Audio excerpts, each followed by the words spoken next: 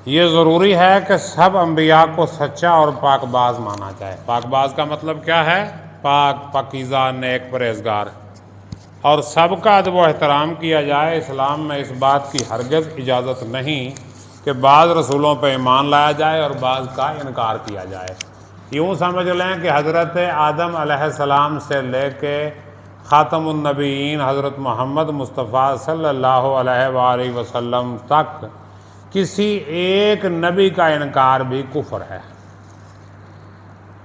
अल्लाह ताला का इरशाद है, इन्नल्लज़ीना यकफ़ुरूना बिल्लाहि व रुसुलिही, बेशक वो लोग जो इनकार करते हैं अल्लाह का और उसके रसूलों का, व युरीदून अन युफ़र्रिक़ू बैनल्लाहि व रुसुलिही, और वो चाहते हैं कि अल्लाह और उसके रसूलों के दरमियान फ़र्क डाल दें, यानी ईमान लाने में फ़र्क करे। अल्लाह को तो हम मानते हैं मगर उसके रसूलों को नहीं मानते, अल्लाह की तो मानते हैं मगर उसके रसूलों की नहीं मानते। तो अल्लाह की मानने के लिए उसके रसूलों की मानना ज़रूरी होगी। व यक़ूलूना नुअमिनु बिबाज़िन व नकफ़ुरु बिबाज़िन, और वो कहते हैं कि हम कुछ पे ईमान लाते हैं और कुछ पे ईमान नहीं लाते। व युरीदूना अन यत्तख़िज़ू बैन ज़ालिका सबीला, और वो चाहते हैं कि इसके दरमियान में कोई रास्ता निकालें। उलाइका हुमुल काफ़िरून हक़्क़ा, यही लोग पक्के काफिर हैं। यानी पक्का काफिर कौन है? जो अल्लाह और उसके रसूल का इनकार करे। अल्लाह और उसके रसूलों का इनकार ये कुफ्र है।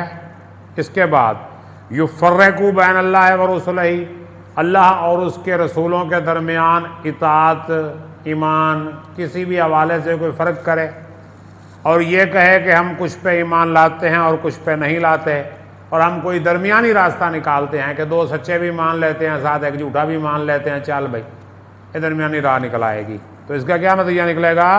उलाइका हुमुल काफिरून हक़्क़ा, बेशक यही लोग पक्के काफिर हैं। काफिरून हक़्क़ा, सच्चे काफिर, पक्के।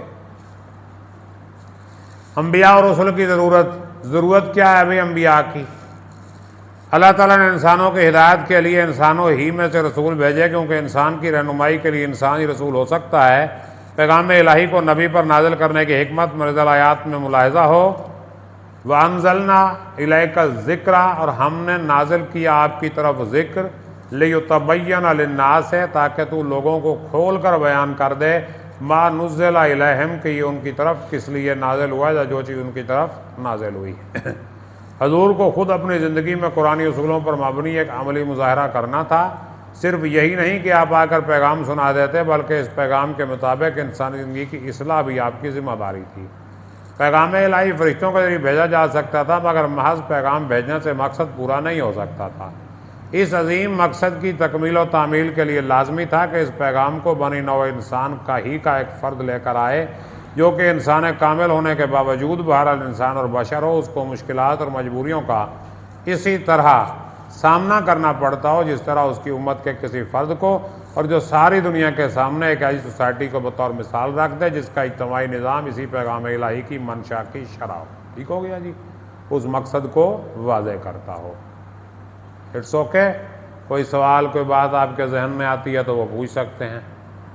हाँ बच्चे।